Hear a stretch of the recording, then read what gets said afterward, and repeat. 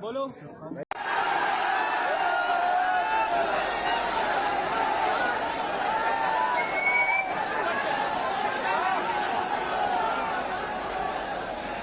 नमस्कार, आप देख रहे हैं द क्रेडिबल न्यूज। मैं हूं शालिनी। हमारे देश के युवाओं का हाल देख लीजिए। हमारी सरकार ने इन्हें कहां लाकर पटक दिया है।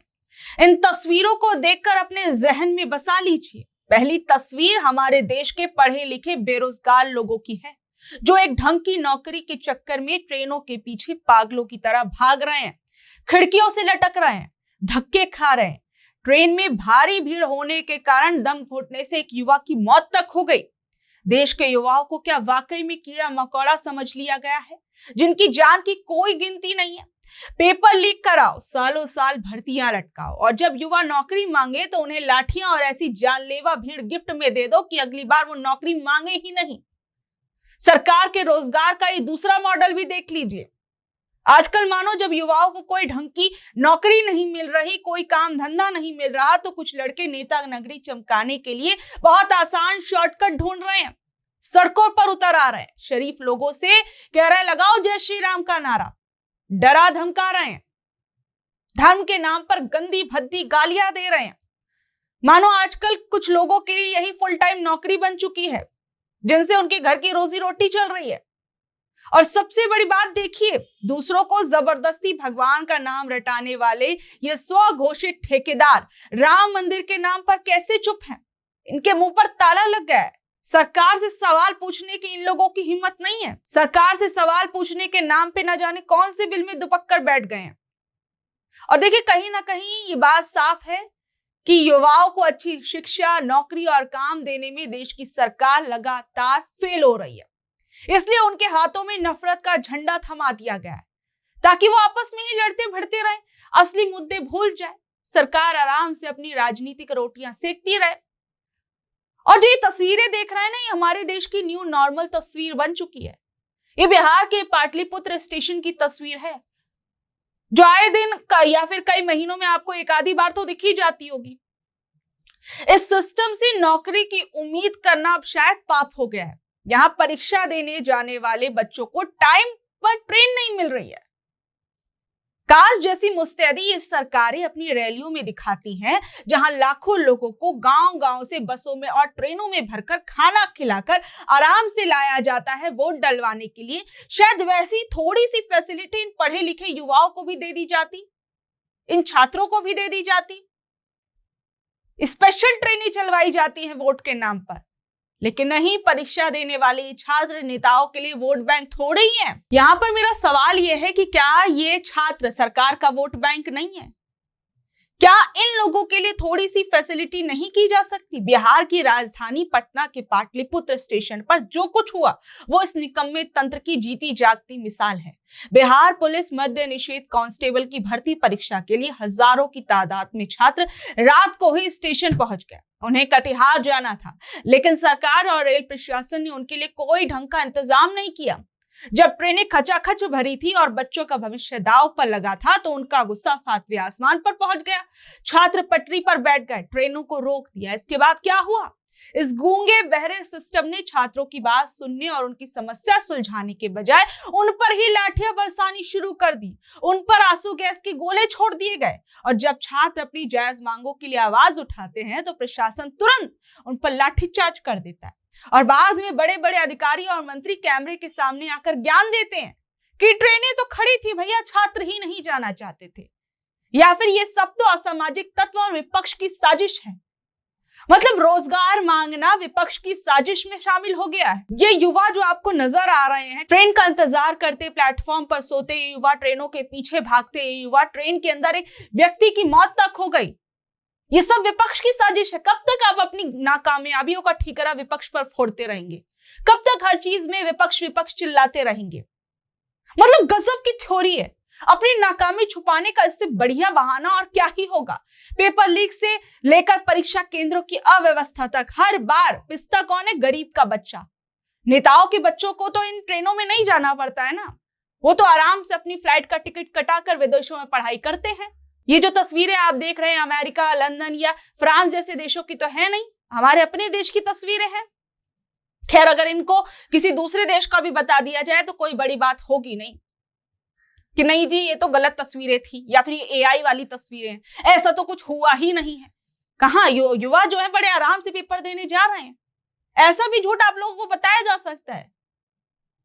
देखिए, युवाओं को जब अधिकार देने की बात आती है, जब रोजगार देने की बात आती है, तो उन्हें उपद्रवी बता दिया जाता है, लाठियों से पीटा जाता है। दूसरी ओर हमारी देश की सरकारें, उनके तो क्या ही कहने। डबल इंजन की सरकार, बिहार का हाल तो आपने देख ही लिया।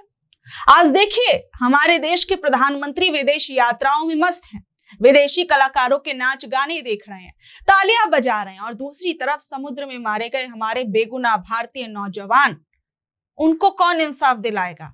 हमारे देश के नागरिकों की मौत पर भी इस सरकार की प्राथमिकता कहीं और दिखाई दे रही है। आप देखिए, ओमान के निकट अमेरिकी मिसाइल हमले में 3 भारतीय नाविकों की मौत हो गई। अगर अमेरिका की जगह आज कोई छोटा देश या पाकिस्तान होता या बांग्लादेश होता तो शायद यही सरकार और उनके चमचे देशभक्ति, राष्ट्रवाद और घर में घुसकर मारेंगे जैसे ढोल पीटते हुए नजर आते, और शायद उन ढोल ऐसे पीटे जाते कि आपके कान भी फट जाते। लेकिन आज जब महाशक्ति अमेरिका ने हमारे लोगों को मार डाला तो इन नकली राष्ट्रवादियों को मुंह पर ताला लटक गया है। अब देखिए, अमेरिका ने ओमान की खाड़ी में खड़े भारतीय जहाजों पर मिसाइलें दाग दी, 3 नागरिकों की मौत हो गई। कायदे से तो अमेरिका को माफी मांगनी चाहिए थी, पछतावा होना चाहिए था, लेकिन उसने क्या किया? माफी मांगना तो दूर, अफसोस तक नहीं जताया। उल्टा उनके विदेश मंत्री मार्को रूबियो भारत को ही धमकी दे रहे हैं। अमेरिका के विदेश मंत्री क्या कहते हैं कि सभी कमर्शियल जहाजों को अमेरिकी सेना के आदेशों का तुरंत पालन करना चाहिए, क्योंकि वो स्ट्रेट ऑफ हॉर्मुज में शांति और सुरक्षा बनाए रखने की कोशिश कर रहे थे। मतलब गजब है। क्या कोई आजाद देश ऐसी गुलामी वाली भाषा सहेगा? अमेरिका ने दिल्ली में अपनी आजादी का जश्न मनाने के लिए ऑटो रिक्शा पर ट्रंप के बैनर लगवाए थे। जब देश के लोगों का गुस्सा भड़का तो ऑटो वाले ने खुद सड़कों पर उतरकर उन पोस्टर्स को फाड़ डाला। यह आम इंसान का दर्द है, जनता भी गुस्से में है, लेकिन हमारे बड़े बड़े नेताओं के हौसले पस्त हैं। हमारे विदेश मंत्री एस जयशंकर ने सिर्फ सोशल मीडिया पर एक छोटा सा पोस्ट डाल दिया, कहा कि हमने आपत्ति जताई थी। क्या हमारे देश के युवाओं के लिए बस यही चीजें रह गई हैं? देश के अंदर नौकरी मांगेंगे तो कीड़ा मकोड़ा कह दिए जाएंगे, या फिर किसी ऐसे ही ट्रेन के अंदर जाते आते उनकी मौत हो जाएगी। और अगर विदेश में नौकरी करने जाएंगे तो वहां पर भी कोई सुरक्षा जो है वो सुनिश्चित नहीं है। इस राजनीति और कूटनीति को भी 1 मिनट के लिए आप किनारे रखिए, उस दर्द को महसूस कीजिए जो इस वक्त समुद्र के बीचों बीच एक जहाज पर चल रहा है। एमटी सेलेस्टियल जहाज के कैप्टन का एक वीडियो सामने आया, जिसे देखकर आपकी आंखों में भी शायद आंसू आ जाए। तमिलनाडु का रहने वाला सिर्फ 35 साल का एक भारतीय अफसर निशार उर्थ नाथन इस हमले और एक बीमारी के बाद गुजर गया। 2 दिन से ज्यादा हो चुके हैं। उसकी डेड बॉडी जहाज पर ही पड़ी है। जहाज पर लाश को सुरक्षित रखने के लिए फ्रिज तक नहीं है। वहां मौजूद जो बाकी भारतीय नाविक थे, उन्होंने बर्फ और ठंडे पानी की बोतलें जो है वो लाश पर रखी ताकि वो सड़े ना। 2 दिन से वो सरकार से गुहार लगा रहे हैं, लेकिन हमारे देश की सरकार को फुर्सत कहाँ है? क्या यही एक भारतीय की जान की कीमत है? अब शायद कई लोग ये भी कहें कि अमेरिका तो महाशक्ति है, हम क्या कर सकते हैं? तो जरा हमारे देश के बड़े बड़े रक्षा विशेषज्ञों की बात भी सुन लीजिए। Retired major general GD Bakshi क्या कहते हैं? वो कहते हैं कि क्या हम फिर से अमेरिकी गुलामी की तरफ बढ़ रहे हैं? उन्होंने कहा कि ईरान का 90% तेल चीन जाता है। 100 से ज्यादा चीन और रूस के जहाज ने अमेरिका की इस नाकेबंदी को तोड़ा, लेकिन अमेरिका की इतनी औकात नहीं हुई कि वो किसी चीन या रूस के जहाज पर उंगली भी उठा दे। अमेरिका ने हमला सिर्फ भारतीय जहाजों पर किया। क्यों? क्योंकि भारत ने अमेरिका से दोस्ती करने की बहुत कोशिश की, लेकिन ये सब चीजें फेल हो गई। सरकार के लोग कहते हैं कि भैया पहले का भारत जो था वो कमजोर था, आज तो हम विश्व शक्ति बन गए हैं, विश्व में डंका बज रहा है हमारा। लेकिन आप देखिए, इतिहास की कहानी भी आप याद कर लीजिए। जब केंद्र में मनमोहन सिंह की सरकार थी तब अमेरिका ने भारत की महिला राजनयिक देवयानी के साथ बदसलूकी की थी। उस वक्त की भारत सरकार ने बिना डरे तुरंत कड़ा एक्शन लिया। दिल्ली में अमेरिकी दूतावास के सामने से सारे पक्के बैरिकेड्स हटवा दिए गए और अमेरिकी अफसरों को मिलने वाली सारी VIP सुविधाएं छीन ली गई। अमेरिका को घुटनों पर ला दिया गया। लेकिन आज क्या हो रहा है? जब ट्रंप प्रशासन आता है तो वह हमारे लोगों को जहाजों पर मार रहा है। अमेरिका में रह रहे भारतीयों को हाथ पैर बांधकर वापस डिपोर्ट किया जाता है। हमारे सामान पर भारी टैक्स लगाया जाता है और पाकिस्तान जैसे देशों से नजदीकियां बढ़ाई जाती हैं। और इन सब के बदले हमारे देश के प्रधानमंत्री क्या कर रहे हैं वो आप सबके सामने है। बहरहाल आप लोग क्या कुछ कहेंगे देश की इस स्थिति पर, नीचे दे कमेंट बॉक्स में अपनी राय जरूर बताइएगा और ऐसे अपडेट से जुड़े रहने के लिए देखते रहिए द क्रेडिबल न्यूज। मैं हूं शालिनी, धन्यवाद।